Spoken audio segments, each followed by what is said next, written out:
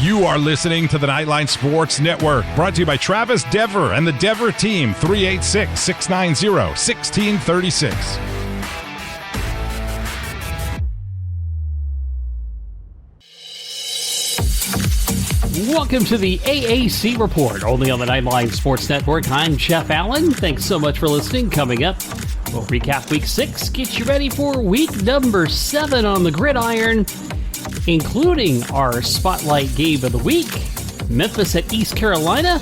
We'll talk to Matt Semenza, former ECU linebacker and one of the co-hosts of the Sports Objective podcast. We'll discuss that game and the Pirates season to date in just a little bit. Meanwhile, on the scoreboard from a week ago, it was UCF trouncing SMU with a big second half, 41-19 on a Wednesday night tilt.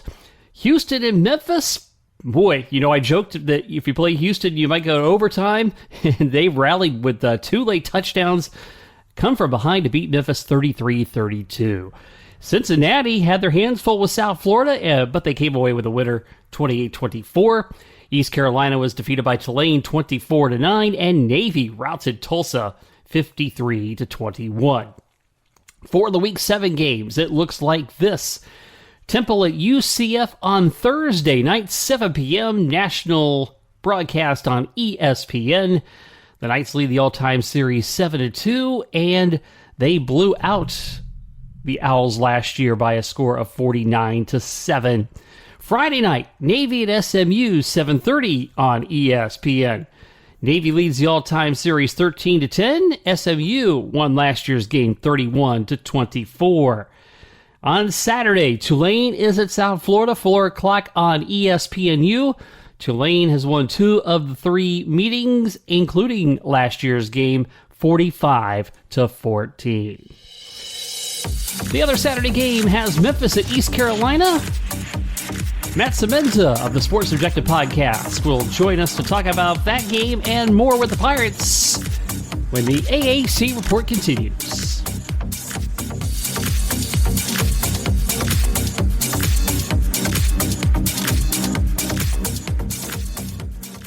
Hey, this is Travis Dever, Kai's Real Estate, the Dever team, New Smyrna Beach. Your source for real estate and everything else, New Smyrna Beach. Proud sponsor of Nightline. Call me anytime at 386-690-1636. That's 386-690-1636. Let me show you my hometown, New Smyrna Beach, UCF's favorite beach. Go Knights and charge on.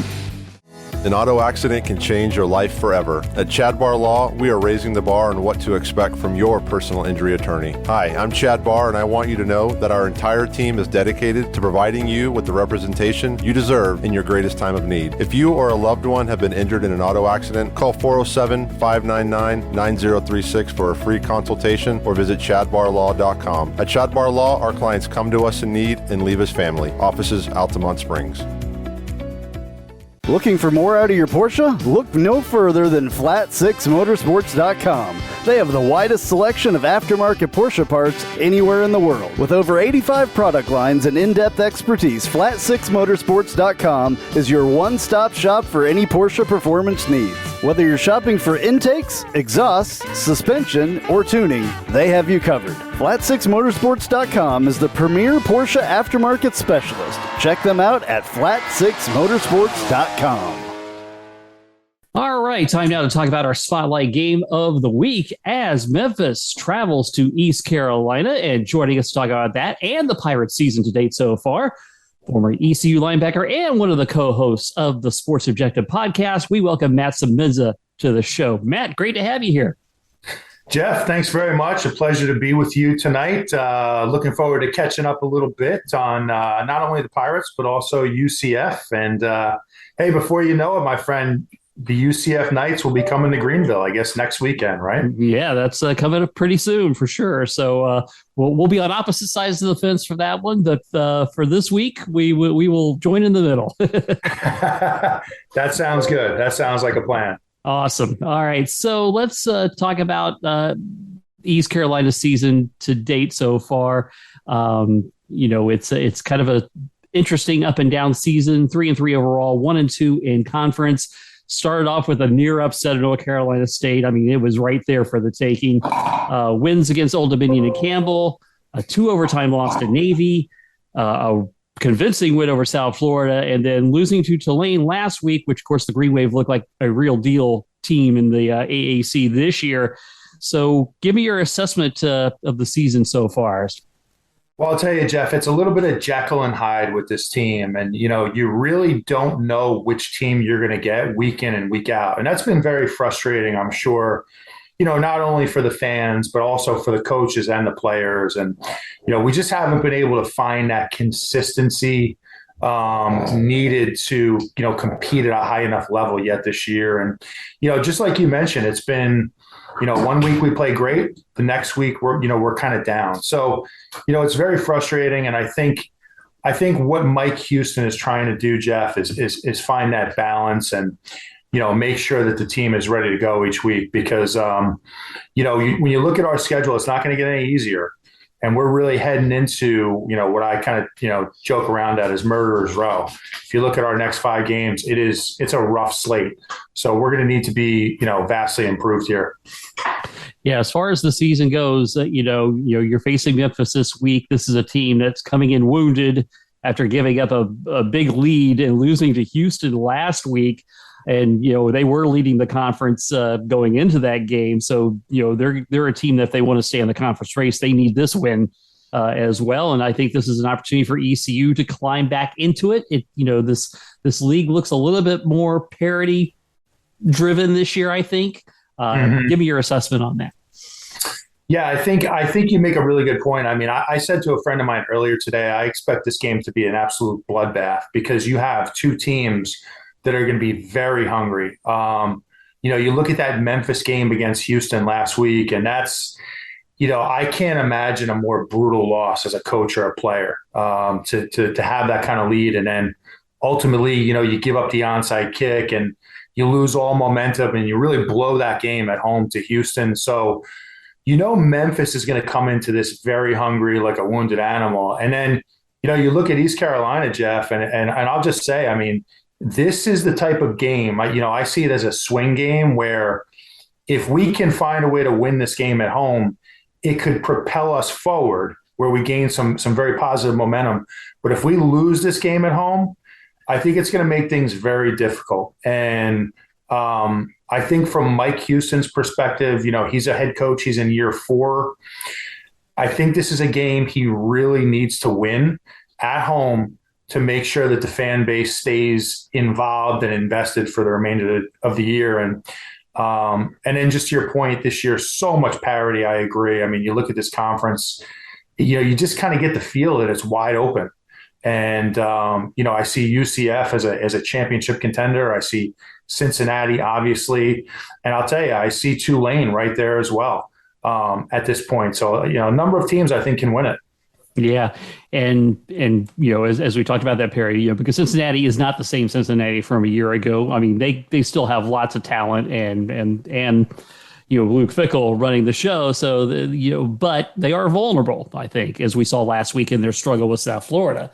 And then, Houston's been kind of an enigma this year, having to play all these overtime games and coming up at the short end of the stick. So it is an opportunity, and I also kind of feel like, mid-October is kind of when the rubber hits the road, right? No doubt about it, Jeff. I mean, this is the time of year where everybody's banged up. The injuries can start to mount. You also start to head into some cold weather situations, where, you're not getting these perfect 85-degree days and sun. So a lot of things can happen once you get into, October here. And, I agree. Cincinnati doesn't appear to be the Cincinnati of last year. And that's not at all, putting them down in any way. I mean, they just lost so many great players, and you got to give them credit. They're still getting it done. But, you do get the feeling that they're more vulnerable than they have been in the past. Yeah. So you mentioned Mike Houston, year 4. We've seen the progression in the 3 seasons prior. Do you feel like it's a disappointment so far this season based on the trajectory they've been on? Yeah, that's a great question. And, let me just say I've been very supportive of Mike Houston. I think he's done, when you look at what he's inherited, when he got here, he inherited about 64 scholarship players. This program was a train wreck. So he's done a great job getting us back on track. Now, where the frustration begins to come in is here we are in year 4, and we feel like we have a very talented football team. We feel like we have outstanding receivers. We have a 5th-year quarterback, and we expected more. And the word I've used on our show on the Sports Objective this week has been underachiever. That's kind of been the word that comes to mind when I look at our football team this year. We've underachieved, and that's been disappointing. But the good news is we're only 6 games in. We still have opportunities ahead of us, but it does have to start this week. We can't afford to drop another game, especially at home. Mm-hmm. And of course, you mentioned the 5th-year quarterback, Holton Ahlers. It seems like he's been there longer, right? Maybe that's a function of how time is warped during the COVID years or something like that. But you look at an amazing career here. Number 1 all-time passing yards in the American, number 1 career total offense, and he's only 5 touchdown passes off to tie the record that Brady White holds at 90. That's an impressive stat sheet for Holton Ahlers. It really is. It really is. And, Holton, he's a great kid. He's a great leader. He's done some incredible things at East Carolina. And, I'll tell you, there have been some games this year, Jeff, where, he was incredible. If you look at the South Florida game, he was throwing absolute dimes. Some of the fade routes he threw in the red zone were as good of passes as you'll ever see in football. I think he's improved in many areas of the game. The one area that's kind of continued to, I guess you would say, elude him a little bit is in big moments, he does have a tendency to make some mistakes. It reared its head against Navy. And I don't know if you saw that game, Jeff, but we were driving in the 4th quarter with a chance to basically put the game away. And, inside of 4 minutes, and Holton kind of threw a pass back across his body into the middle of the field, and it was an interception. And we ultimately lost that game. And then last week there were some bad picks, another pick in the red zone, and, mistakes that you just can't really make if you're going to be a conference contender type of team. So it's the type of thing where you watch Holton and you'll see 10 plays in a row and you're like, wow, this kid, he's throwing incredible balls. He's running, he's making people miss, he's making plays with his feet. And then all of a sudden that mistake tends to creep up and it can be costly. You feel like it's a situation maybe where he's just trying to do a little too much? I do. I think he's got a little bit of like a riverboat gambler in him where he wants to make plays and you respect that about him. And oftentimes he does. But I think when you look at the team this year, this is not East Carolina of 2 or 3 years ago. We have the pieces. We have an incredible running back, Keaton Mitchell, who, he's a game breaker. Like I said, we have the receivers, we have tight ends. The talent is there. So he doesn't have to do too much now. And he just kind of has to trust the game plan. He has to trust getting the ball to his playmakers. And if he can find a way to sort of limit those crucial errors at the wrong times, he can still, have a fantastic year here. And we can still do some good things. So I'm not saying, the season is over or anything like that, but I'm just saying it has to start now. Give me your assessment of the defense. This is a team that, they're not getting blown out. Mm-hmm. They've held, they play that defensive stand in the NC State game was an all-timer on the goal line. That was just amazing. But they're not hemorrhaging points. So give me your assessment on the defense and the job they're doing. Well, I'll tell you, I love the defensive coordinator, Blake Harrell. He just a tremendous hire by Mike Houston. And I believe that we have the right scheme, the right defense at East Carolina. it's a very multiple defense, and everybody's multiple now. So, but what I like about it is it's very aggressive. It's attacking. It's not a read and react type defense. We're trying to bring pressure from all over the field, corners. We're bringing safeties. We're very creative in the blitz game, and I think that's a really good fit for who we are here and the type of personnel we get. So I'm really high on Blake Harrell. The defense this year, we do have a tendency to kind of bend but not break. It's so many trips inside the 10-yard line. I believe we have 5 goal line stands this year already, 6 games in. That's really impressive. So this defense will bend, but they'll fight. And I respect that about them. And they'll get after it, and they don't give in. I like what I see in many areas. They're very good against the run. I think we've been a little more susceptible against the pass in recent games. And that's something we're going to have to clean up again, moving forward. I think that's sort of the Achilles heel right now of the defense, is that if we bring pressure and we don't get home, we are susceptible on the back end to the big pass play. Okay. All right. So Saturday, ESPN new game, and of course, it's a pivotal game, as you said. So if you had to bet my money, and then if you had to bet your money, what would your pick be? I'll tell you, if it was my money, I think I'd use it on dinner.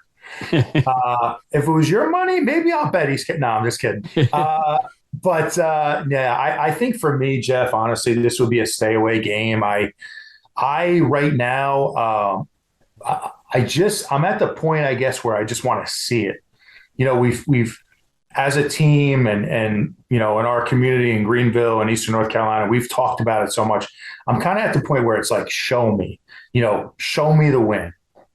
Show me the money, show me the wins. That's kind of where I'm at.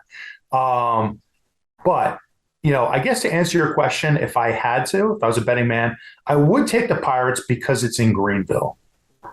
Okay. So home field, maybe a difference maker in that one. And we definitely shall see. It should be a good one. That's for sure. So, come to the time of the show. I tried to dodge your question, but I gave in. I had to do the Pirates. Hey, you did a good job there. Absolutely, for sure. Thank you. Yes. So we've come to the point of the program where I like to have my guests make the shameless plugs for their endeavors. So please promote the work you're doing with the Sports Objective, with Bubba, Dave, and Kyle, and all the guys there. It's been great to become friends with all you guys in this podcasting world. Give us your plugs for the work you're doing. Thanks very much, Jeff. I appreciate it. We appreciate everything you do, and you're always welcome on the show anytime. I work with a group of guys, as you know, that you just mentioned. There's four of us primarily. We work together on the Sports Objective, and believe it or not, this year we have nightly programming where every night we bring a different show to the table. So it's a lot of fun. We have pregame shows, postgame shows. I do a Wednesday night spot with Jay Sunhalter of ESPN3, where we predict the top games across the landscape in college football each week. So that's a lot of fun. And we do go against the point spread on that. So that's always interesting. So it's nightly programming. It's a lot of fun.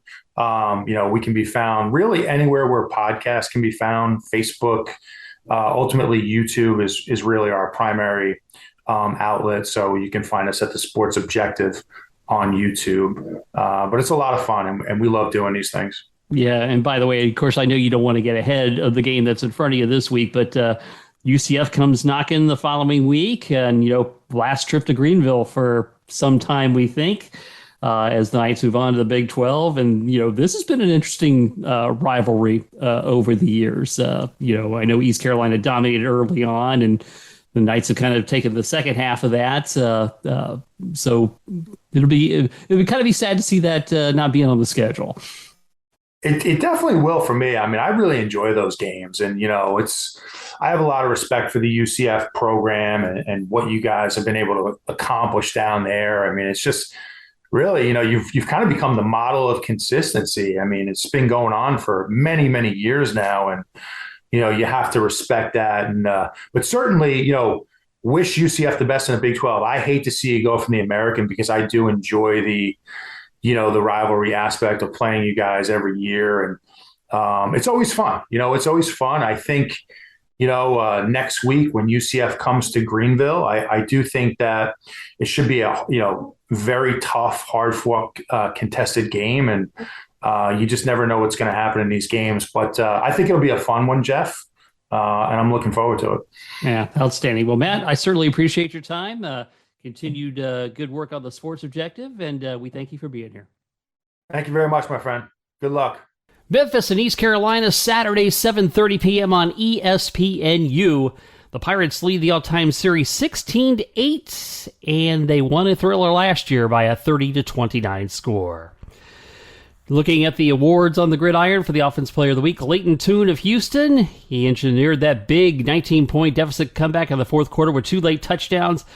33-32 win over Memphis, 36 of 57, 366 yards, and 3 fourth-quarter touchdowns as they made that big comeback. And in the fourth quarter alone, 15 of 19 for 147 and 3 touchdowns. The Defensive Player of the Week is Macon Clark of Tulane, a game-high 9 tackles, including 2 for a loss, along with a key fourth-quarter interception as the Green Wave stayed unbeaten in conference play with their victory over East Carolina. The Special Teams Player of the Week, Jace Rogers of Houston, a pivotal special teams play in his first career kickoff return.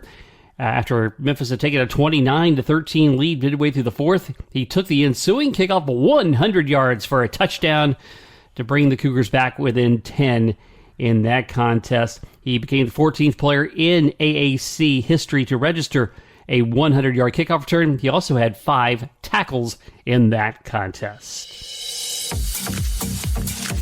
When we come back, we'll look at some exciting action in volleyball, plus soccer, and other sports news from the American. That's coming up next when the AAC report continues after this.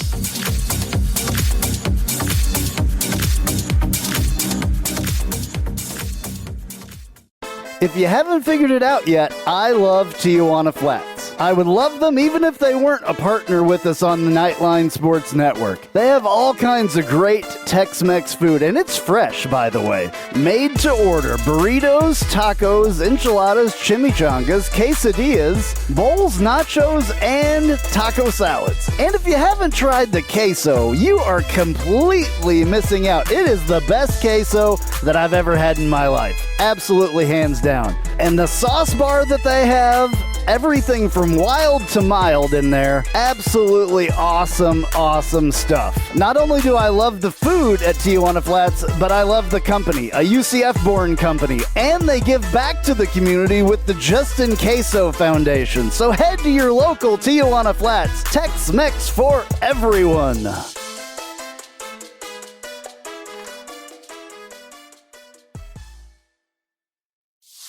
Hey Jeep Wrangler owners, have you ever sat in your office at work and watched the rain just pour into your Jeep because the weatherman said that there was a 0 chance of rain? Or you put your doors back on because there was a 100% chance and then not a drop of rain fell? Well, there's a company out there that can help take the worry away and give you the peace of mind to be without your doors. The company's called Life Without Doors. They make waterproof rain curtains and dash covers for Wranglers. Life Without Doors is there to help make the decision to leave the doors at home an easy one. Find out more at lifewithoutdoors.com.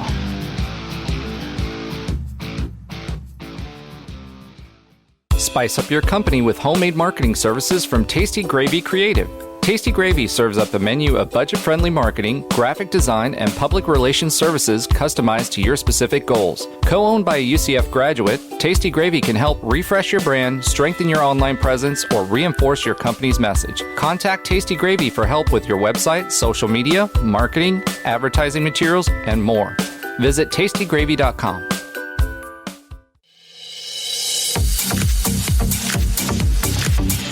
It's quite a race in volleyball in the American as the Houston Cougars use an impressive performance against UCF last week. They took down the Knights 3-1 to grab sole possession of first place in the conference. They've won 7 straight and are now the lone undefeated American team, sitting at 6-0 on the season. And the Knights in second place are tied with SMU as they have a 4-match winning streak after beating Tulsa and Wichita State last week, as they have a 5-1 record, as do the Knights. They'll have a chance to face Houston head-on Friday at 2. And the awards for volleyball look like this, and both go to the Cougs. Isabel Fiat of Houston in their big win over UCF as part of a 2-0 weekend. She had 5.06 points per set, 4.3, 8 kills per set, and she also led the Cougar attack with 22 kills and 349 in the UCF match. The Defensive Player of the Week, Rachel Tullis of Houston, finished with 2.3 blocks per set, and another impressive performance, adding 12 blocks against South Florida in their excellent weekend. Turning now to women's soccer, the Offensive Player of the Week is Paige Miller of Cincinnati. 3 goals in 2 matches last week. Scored the opening goal in a 1-1 draw at Tulsa on Thursday night, before scoring a brace in the Bearcats' 3-1 win over Temple on Sunday. The Defensive Player of the Week, Georgia Eaton Collins of UCF, as she helped them in a couple of shutout wins last week. The UCF defense did not allow a single shot in their 1-0 victory over SMU on Sunday. The goalkeeper of the week is Carolyn Delisle of UCF. A pair of clean sheets for Delisle. And the rookie of the week, Tatum Sanders of Tulsa, made 10 saves over 2 matches, had 7 stops in a 1-1 draw against Cincinnati before making 3 saves and a 3-0 shutout of Houston on Sunday. Men's soccer, the Offensive Player of the Week, Luca Dorado of UCF, 3 total goals this week. His goal scored streak is now at 7 matches, 10 total goals on the season, just 1 behind the NCAA Division I national leader. He scored the lone goal against SMU and put 2 in the net against FIU.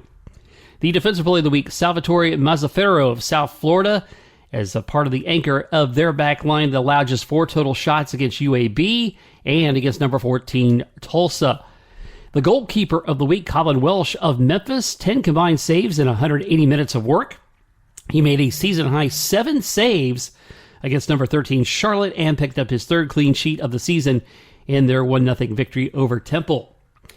The Rookie of the Week, Alberto Cruz of Memphis, had the game-tying goal against number 13 Charlotte as the Memphis Tigers continue to stay near the top of the American standings. Turning now to swimming, the Women's Swimming Athlete of the Week, Jenna Watson of SMU. The Diving Athlete of the Week was Mahaguda of FIU. The Men's Swimming Athlete of the Week is Colin Fahiri of SMU. And the Men's Diving Athlete of the Week, Peter Smithson of SMU. All right, that's going to wrap it up for this week's show.